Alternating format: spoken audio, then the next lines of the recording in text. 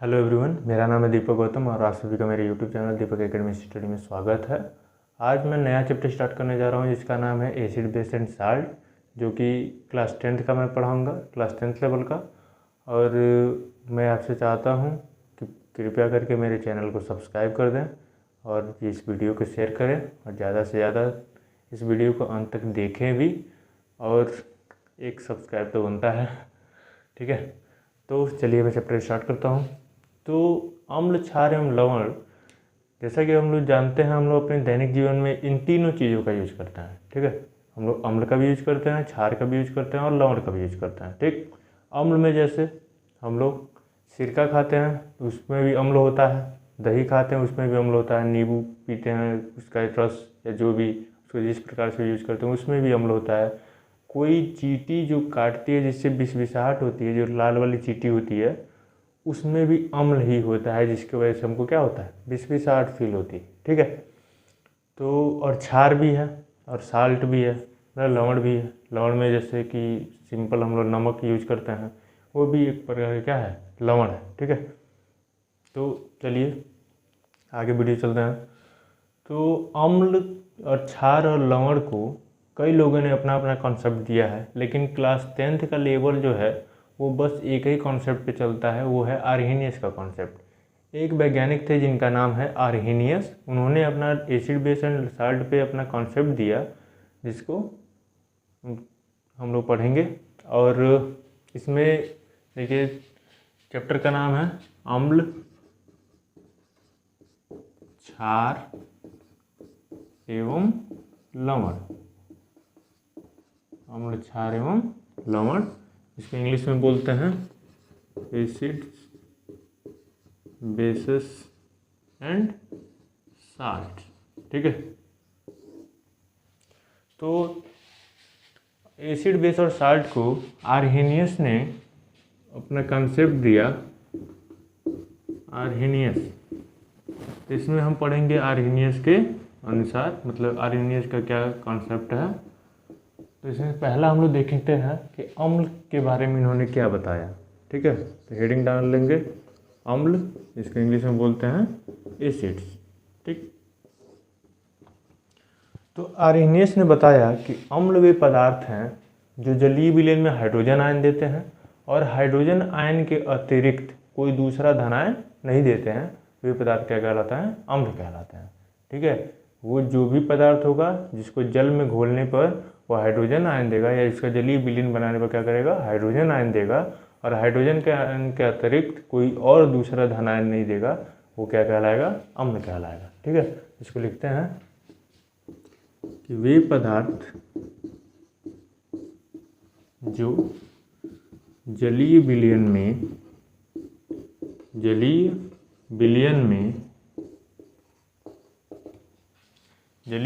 में hydrogen ion देते हैं,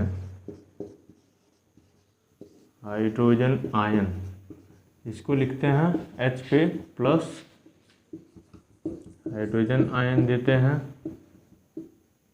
तथा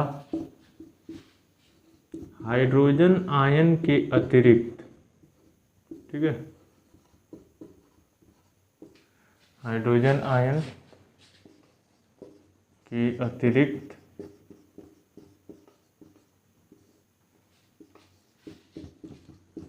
कोई दूसरा धनायन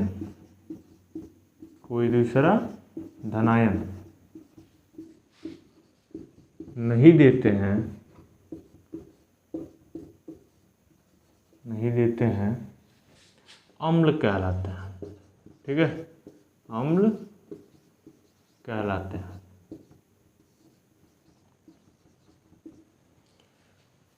आर्हेनियस ने बताया कि अम्लीय पदार्थ हैं जो जलीय विलयन में हाइड्रोजन आयन देते हैं और हाइड्रोजन आयन के अतिरिक्त कोई दूसरा धन आयन नहीं देते हैं, वे क्या कहलाते हैं, अम्ल कहलाते हैं। ठीक है, जैसे में देख लेते हैं, जैसे HCl है, हाइड्रोक्लोरिक अम्ल है। ठीक है, इसको जलीय विलयन बनाने पे, AQ का मतलब एक्वस, एक्वस मतलब जलीय। ठीक है, जलीय विलयन बनाने पे ये देता है H प्लस और Cl माइनस, इसको बोलते हैं हाइड्रोक्लोरिक अम्ल। लिख लीजिए हाइड्रोक्लोरिक अम्ल। ठीक है, ये है हाइड्रोजन आयन और ये है क्लोराइड आयन। ठीक, तो अम्लीय पदार्थ है। आरएनएस के अनुसार आप देख सकते हैं HCl का जब एक्वस सॉल्यूशन बनाया गया तो हाइड्रोजन आयन दे रहा है और क्लोराइड आयन दे रहा है, मतलब इसका जलीय विलयन में हाइड्रोजन आयन देता है, वो क्या कहलाता है? अम्ल कहलाता है। ठीक है, इसका दूसरा एग्जाम्पल हम लोग देख सकते हैं अगले वीडियो में। आगे देखिए वीडियो में, ये मिटा दे रहा है। अगर आप लोगों ने लिख लिया हो तो कोई दिक्कत नहीं है, अगर अभी नहीं लिखे हैं तो वीडियो को पीछे करके फिर इसको पॉज करके देख सकते हैं। ठीक है, एक उदाहरण ये हो गया। दूसरा उदाहरण देख सकते हैं, जैसे H2SO4 है। ठीक है, इसका जब एक्वस सॉल्यूशन बनाया जाता है, ठीक, तो 2H पे प्लस प्लस SO4 पे 2 माइनस में टूट जाता है। इसको बोलते हैं सल्फ्यूरिक अम्ल। सल्फ्यूरिक अम्ल। ठीक है, ये हो गया आपका हाइड्रोजन आयन, इसको बोलते हैं सल्फेट आयन। Sulphate ion. ठीक है, ये हो गया सल्फेट आयन, ये हो गया हाइड्रोजन आयन, ये हो गया सल्फ्यूरिक अम्ल। सल्फ्यूरिक अम्ल को जब जलीय विलयन में घोला गया तो ये हाइड्रोजन आयन में टूट जाता है, तो ये भी क्या हो गया? अम्ल हो गया। किसके अनुसार? आर्हेनियस के अनुसार। ठीक है, और भी देख सकते हैं एक और एग्जाम्पल, HNO3। HNO3 इसका एक और सॉल्यूशन जब लिया जाता है, ये H प्लस और NO3 पे माइनस में टूट जाता है। इसका नाम होता है नाइट्रिक अम्ल। क्या होता है? नाइट्रिक अम्ल। ठीक है, नाइट्रिक अम्ल, ये हाइड्रोजन आयन और ये नाइट्रेट आयन। Nitrate ion. ठीक है, ये भी हाइड्रोजन आयन दे रहा है जलीय विलयन में, इसलिए ये भी क्या हो गया? अम्ल हो गया। किसके अनुसार? आर्हेनियस के अनुसार। ठीक है, इतना नोट कर लीजिए और आगे चलते हैं। आगे है कि क्षार के बारे में उन्होंने क्या कहा, उसके बारे में जानेंगे। ठीक है, इसको मिटा रहे हैं हम।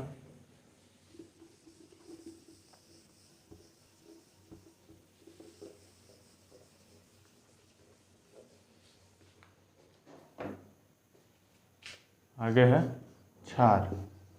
क्षार को बहुत जगह क्षारक भी लिखते हैं, इसको इंग्लिश में बोलते हैं बेस। ठीक है, तब क्षार के बारे में उन्होंने बोला कि वे पदार्थ जो जलीय विलयन में हाइड्रॉक्सिल आयन देते हैं। ठीक है, देखिएगा अम्ल वाला भी और क्षार वाला भी लगभग सेम है, बस वहाँ पे हाइड्रोजन आयन और यहाँ पे हाइड्रॉक्सिल आयन देता है। हाइड्रोजन एक धनायन है और हाइड्रॉक्सिल आयन एक ऋणायन है। ठीक है, तो इसको लिखेंगे कि वे पदार्थ जो जलीय विलयन में हाइड्रॉक्सिल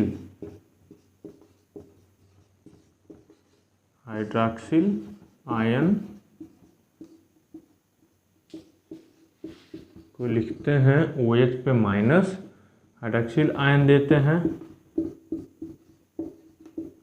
तथा हाइड्रॉक्सिल आयन के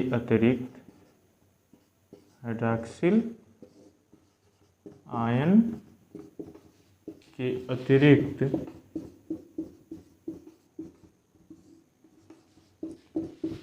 कोई दूसरा, ये दूसरा है, देख लीजिएगा, कोई दूसरा ऋणायन। अब वहाँ पे धनायन हो रहा था, यहाँ पे क्या हो गया? ऋणायन हो गया। कोई दूसरा ऋणायन नहीं देते हैं।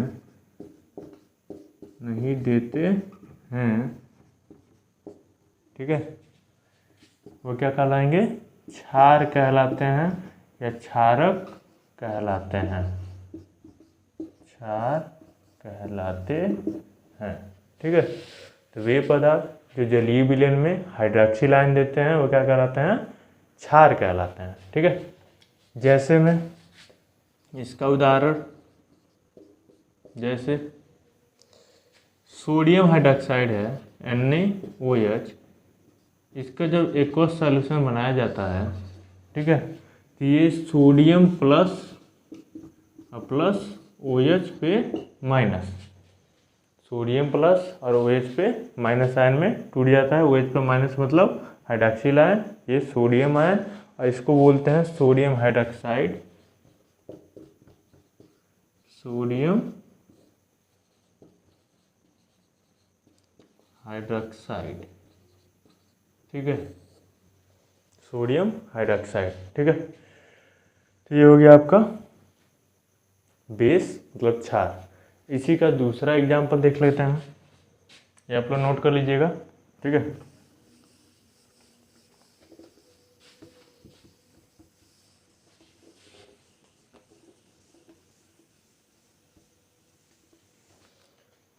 इसका एक और एग्जाम्पल देख लेते हैं। एक होता है कि OH, इसको बोलते हैं पोटेशियम हाइड्रॉक्साइड। इसका जब एक्वस सॉल्यूशन लेते हैं तो पोटेशियम और हाइड्रॉक्सिल आयन में, पोटेशियम आयन और हाइड्रॉक्सिल आयन में ये भी टूट जाता है। इसको बोलते हैं पोटेशियम हाइड्रॉक्साइड। ठीक है,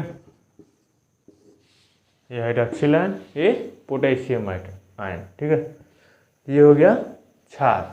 ठीक है, अब एक और चीज़ देखिए, थोड़ा सा छूट गया है अम्ल वाले में, कि उसमें का जो हाइड्रोजन आयन होता है,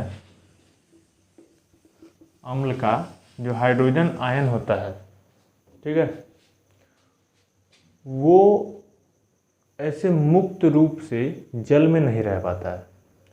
जैसे देख लीजिए HCl है, ठीक, जब इसका जल के साथ जब इसका विलयन बनाया जाता है, मैंने जल में घोला जाता है, ठीक, तो ये जो हाइड्रोजन आयन इसका निकलता है, HCl का जो हाइड्रोजन आयन निकलता है, वो जल में HCl हो या कोई भी अम्ल हो, इसका जो हाइड्रोजन आयन निकलता है वो जल में मुक्त रूप से नहीं रह पाता है, फ्री नहीं रह पाता है।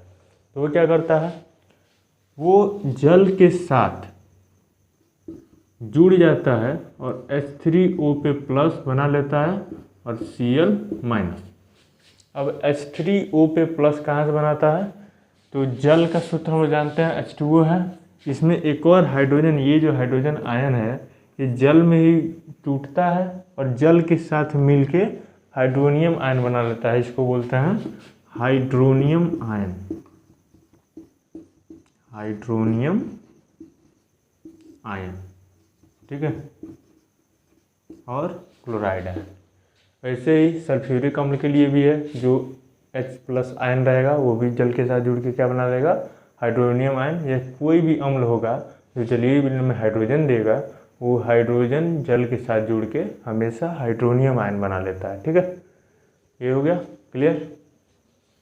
तो इसको ऐसे भी कह सकते हैं कि अम्ल का परिभाषा कि वे पदार्थ जो जलीय विलयन में हाइड्रोनियम आयन देते हैं वो क्या कहलाते हैं, अम्ल कहलाते हैं।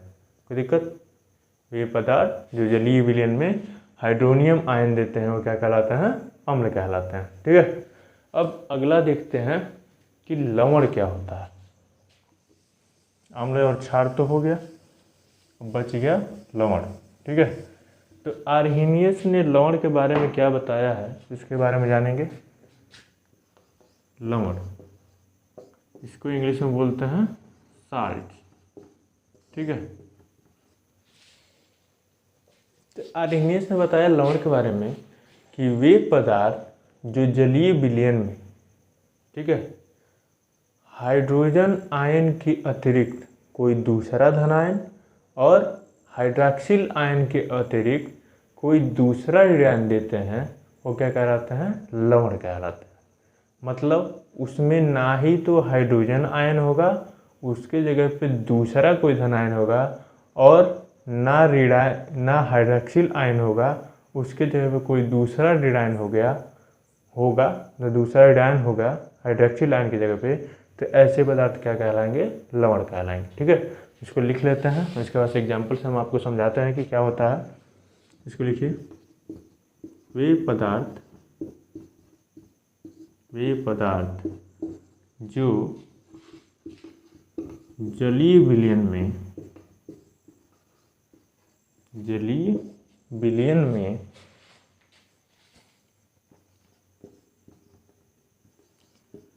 हाइड्रोजन आयन के अतिरिक्त हाइड्रोजन आयन को किससे लिखते हैं, H+ से, के अतिरिक्त कोई दूसरा धनायन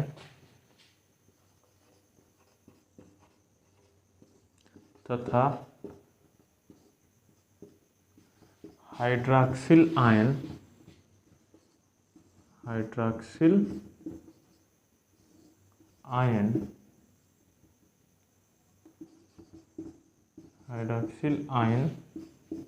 OH पे माइनस के अतिरिक्त हाइड्रॉक्सिल आयन के अतिरिक्त कोई दूसरा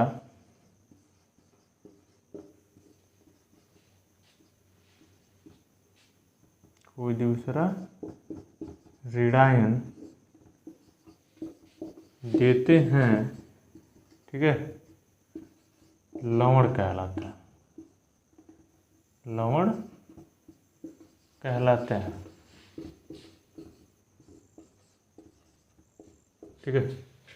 तो वे पदार्थ जो हाइड्रोजन आयन के अतिरिक्त कोई दूसरा धनायन देता है और हाइड्रॉक्सिल आयन के अतिरिक्त कोई दूसरा ऋणायन देता है, वो क्या कहलाता है, लवण कहलाता है। ये किसका कॉन्सेप्ट है, आर्हेनियस का है, ठीक है। उदाहरण लिख लेते हैं, जैसे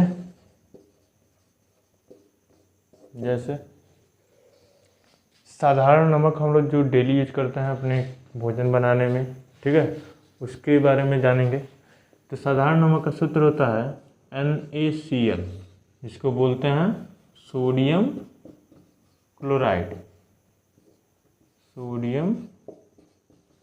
क्लोराइड, ठीक है। इसका जब एक्वस सॉल्यूशन लेते हैं, ठीक, तो ये सोडियम प्लस आयन और क्लोरीन माइनस आयन में टूट जाता है। तो इसमें देख सकते हैं कि ना ही तो H+ आया है और ना ही तो OH- आया है, मतलब ना ही हाइड्रोजन आयन आया है और ना ही हाइड्रॉक्सिल आयन आया है, ठीक है। तो इसलिए ये क्या हो गया, लवण हो गया, ठीक। हाइड्रोजन आयन की जगह पे कोई दूसरा धनायन है, जैसे सोडियम धनायन और क्लोराइड ऋणायन है, और ये किसके जगह पे है, हाइड्रॉक्सिल आयन की जगह पे, ठीक है। तो इसलिए क्या हो गया, लवण हो गया। इसका और भी एग्जाम्पल देख लेते हैं। इसको मिटा रहे हैं, ठीक है।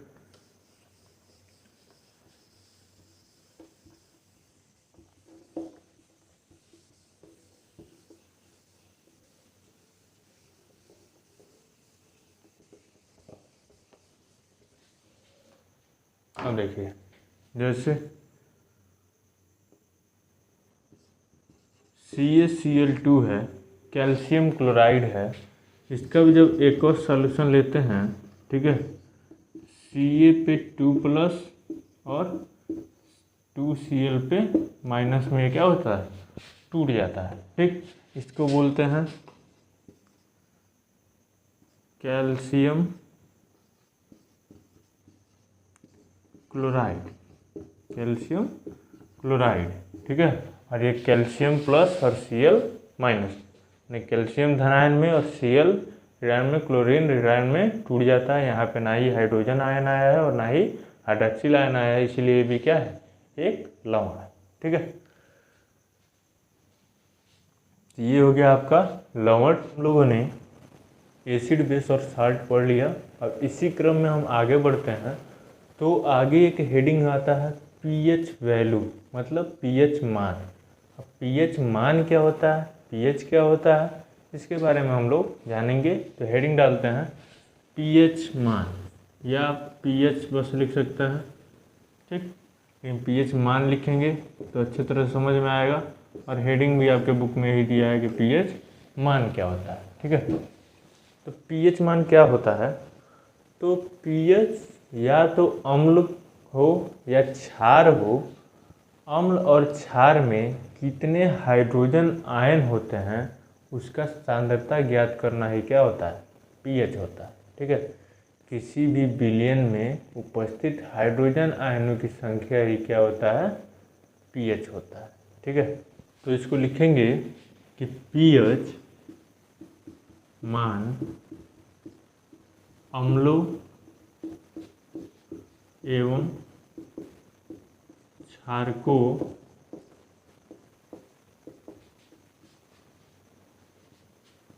में उपस्थित हाइड्रोजन आयन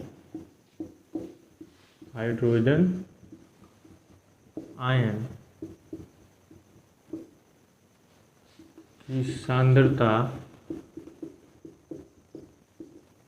मापने की इकाई होती है। सांद्रता मापने की इकाई होती है। ठीक है, ठीक। पीएच क्या होता है, किसी भी विलयन में कितने हाइड्रोजन आयन है उसकी सांद्रता मापने की इकाई होती है। और किसी विलयन का पीएच मान होता कितना है इसके बारे में बताया गया है कि किसी विलयन का पीएच मान उसमें उपस्थित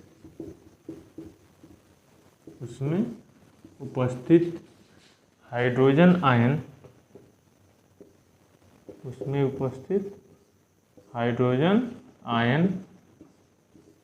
के सांद्रण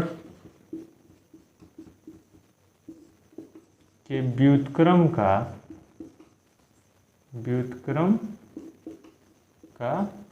लघुगणक होता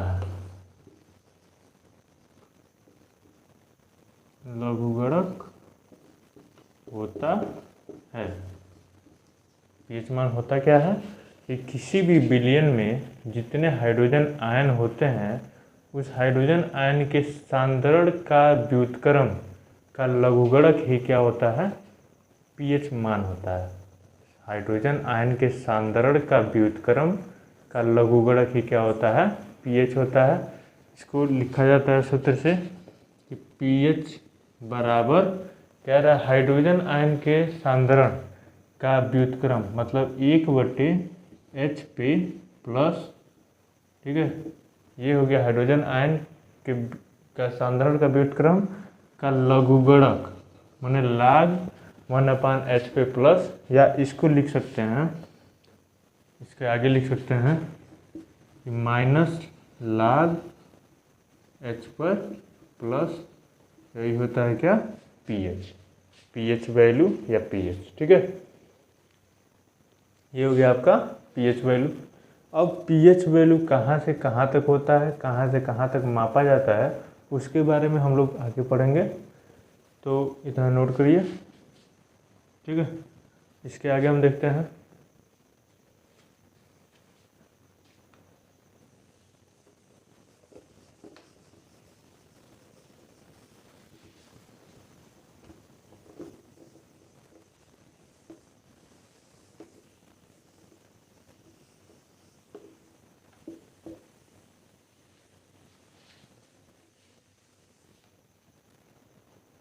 अब देखिए, एक पीएच स्केल होता है जिससे पीएच से हमको ये पता चलता है कि कौन सा अम्ल है, कौन सा क्षार है और कौन सा उदासीन है, मतलब ना ही अम्ल है और ना ही क्षार है। ठीक है, तो पीएच में स्केल बना रहता है। जैसे एक सिंपल सा स्केल हम लोग बना दे रहे हैं, ये मान लीजिए ये हो गया पीएच। ठीक है, पीएच स्केल मान लीजिए, इसके एकदम सेंटर में रहता है 7। ठीक, इसके पहले इधर जैसा कि नंबर लाइन रहता है। ठीक,